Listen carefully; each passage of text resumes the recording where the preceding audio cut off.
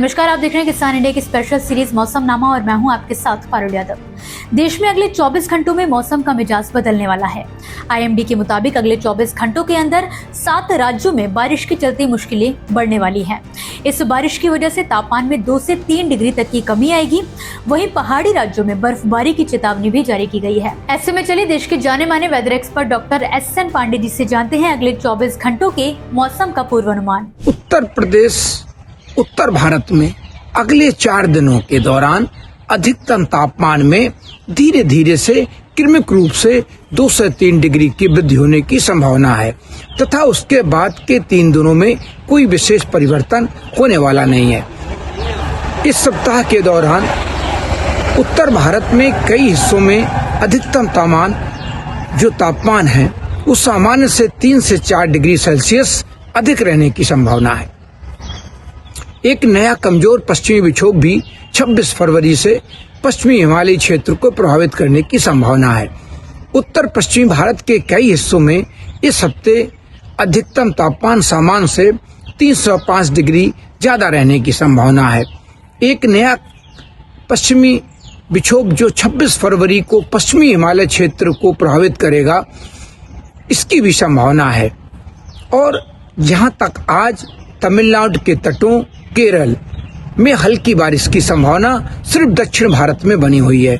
मध्य भारत में पूर्वी भारत के बादल कल अगले 24 घंटे में बिल्कुल साफ हो जाएंगे और जो वेस्टर्ली विंड है उनका असर पूरे आसमान को बिल्कुल स्वच्छ कर देंगी। एटमॉस्फेयर बिल्कुल साफ हो जाएगा। जब ऐसी स्थितियां होती हैं तो जो सूरज की किरणें होती हैं वो सीधे पृथ्वी पर पड़ती हैं और कोई बीच में बैरियर न होने के कारण गर्मी बढ़ जाती है, तापमान बढ़ते हैं। तो ये स्थितियां अभी आगे आने वाले 24 से 48 घंटे में बने रहने की पूरी संभावना है। कल जो ड्राई विंड चल रही हैं वो पश्चिम बंगाल तक पहुंच सकती हैं। आपको बता दें कि मौसम विभाग ने पूर्वी मध्य प्रदेश, अरुणाचल प्रदेश, असम, सिक्किम और मेघालय, तटीय आंध्र प्रदेश, तेलंगाना और लक्षद्वीप में 25 फरवरी से 26 फरवरी के दौरान गरज चमक, बिजली गिरने की संभावना जताई है। वहीं 27 फरवरी और 28 फरवरी को जम्मू कश्मीर, हिमाचल प्रदेश और उत्तराखंड में छुटपुट हल्की बारिश की संभावना है। इस दौरान पूर्वी मध्य प्रदेश, छत्तीसगढ़, विदर्भ, उड़ीसा और तेलंगाना के कुछ स्थानों पर ओलावृष्टि का अलर्ट भी जारी किया गया है। जबकि बात करें उत्तर भारत की तो दिल्ली में मौसम बिल्कुल साफ रहेगा। इस दौरान बारिश की किसी तरह की संभावना नहीं है। वहीं उत्तर प्रदेश, हरियाणा, पंजाब में भी मौसम सामान्य रहने वाला है। जो उत्तर प्रदेश का पूर्वी भाग है, कुछ राजस्थान का इलाका है, यहाँ पर सुबह थोड़ी सी जो हवाएं आएंगी, जो ठंडक रहेगी, वो थोड़ी हल्की सी सिरहन भी कर सकती है, लेकिन दिन के तापमान की भी हवाएं बढ़ाएंगी। अभी अगले 24 घंटे में आज जो दक्षिण भारत के इलाके हैं, तमिलनाडु के तटों पर, आंतरिक केरल, यहाँ पर हल्की बारिश की संभावना है। और जहाँ पर भी आज देश में ये गतिविधियां होनी है उनकी इंटेंसिटी बहुत कम रहनी है। आसाम और सिक्किम में भी बादल देखे जाएंगे और ये बादल कहीं कहीं बूंदाबांदी, हल्की बारिश भी करा सकते हैं। और बाकी अगले 24 से 48 घंटे में जो हमारा उत्तर भारत है, मध्य भारत है, ये ज्यादातर शुष्क रहने वाला है। अभी कोई ऐसे मौसमी सिस्टम नहीं है और जो ये हवाएं चल रही हैं तो जहां फसलें परिपक्व हो रही हैं वहां के लिए तो कोई दिक्कत नहीं है, लेकिन ये तापमानों को बढ़ाती हैं। ये स्थितियां अभी अगले 24 से 48 घंटे तक बने रहने वाली हैं।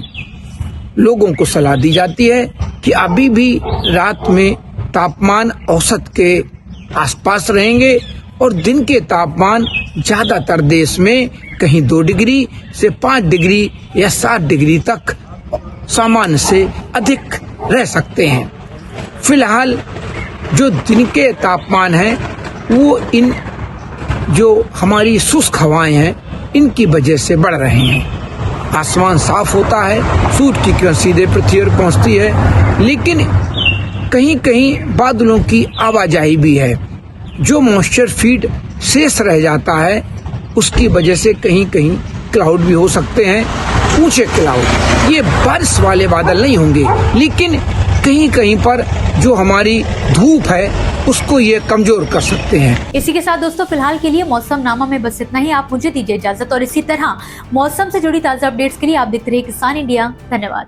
मुझे बरसात की झीनी झीनी फुहारें मिले ना मिले, हमें पावस की उमस चाहिए।